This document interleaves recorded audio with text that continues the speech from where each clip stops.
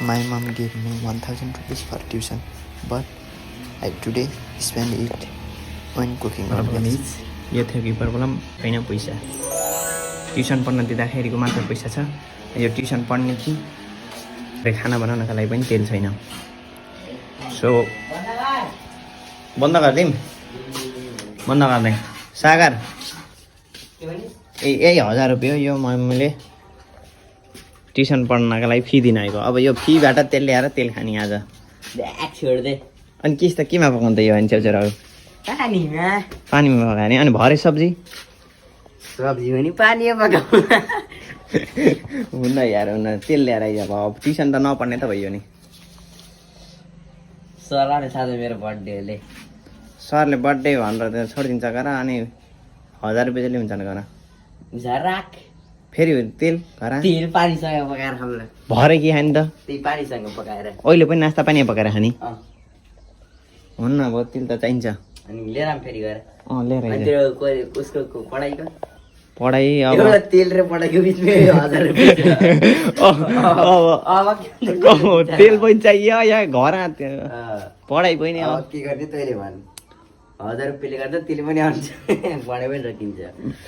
तेल लिउँ अब पढाइ त अब भरे घर बसेर पढ्ने घर एउटा दुरो पनि पर्यो 1000 जा ल्याएर जा अब तेल लिउने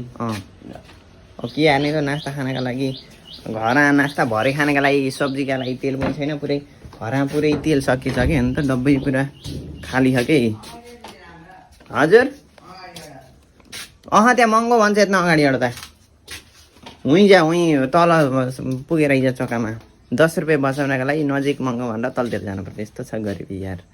के गर्ने अब नास्ता खानका लागि यो गोपी र च्याउचु खाने भनेको नास्ता यो धेरै दिन पनि भइसक्ला अब धेरै फेरि जहाँ राख्ने यो पनि खराब हुन्छ अनि त्यही भएर खान लागेको अब यस्तो छ समस्या नास्ता खाना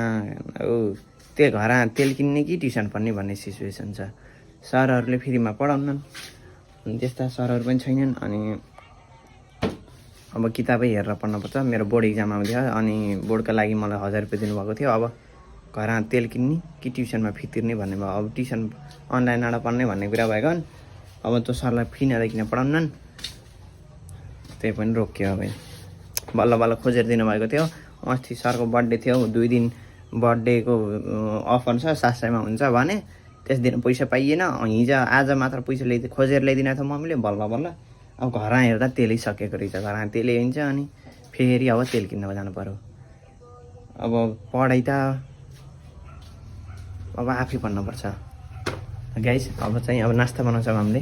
त्यही हो अब उति ल्याउन गयो त्यो ल्याएर आउँछ र हेरौँ अब त्यो ल्याएर बनाउँछौँ कि नै र गाइस तेल आयो है अनि च्याउचु यहाँ छ यहाँ चाहिँ पकाउँदैछौँ तेल घरमा आयो अब ट्युसनको फिस नगरेर आएर ट्युसन अरू साथीहरूले त 3 महिनाबाट ट्युसन पढिरहेछन् म मात्र चाहिँ ट्युसन नपढेको 1 महिनाका लागि मात्र भनी पढ्छु बोर्ड इक्जामका लागि भनेको थिएँ तर अब त्यही 1 महिनाका लागि 1000 रुपियाँ आज खोजेर ल्याइदिन थियो त्यो पनि अब घर तेल सकेको भएर तेल ल्याउन पर्यो अब त्यो पनि 1 महिना पनि ट्युसन पढ्न पाउने भएँ त्यही हो कि अब पढ्दा अब घरै पढ्नुपर्छ मैले अब बाहिर छोडेर बाहिर ट्युसन पढ्न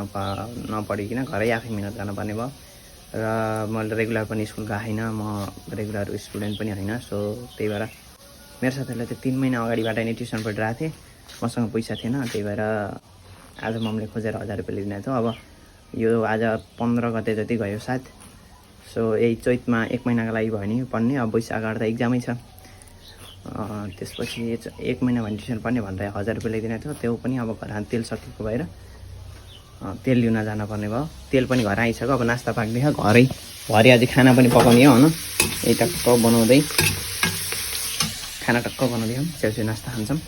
त्यसपछि गोबी राखेर अनि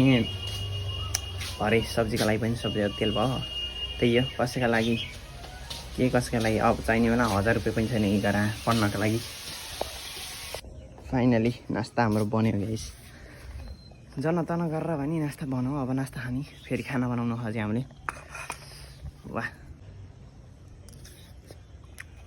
मलाई फेरि सुक्खा बनाएर खानु मनपर्छ क्या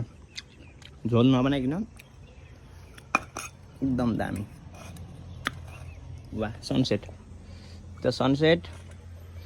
यतै हो नास्ता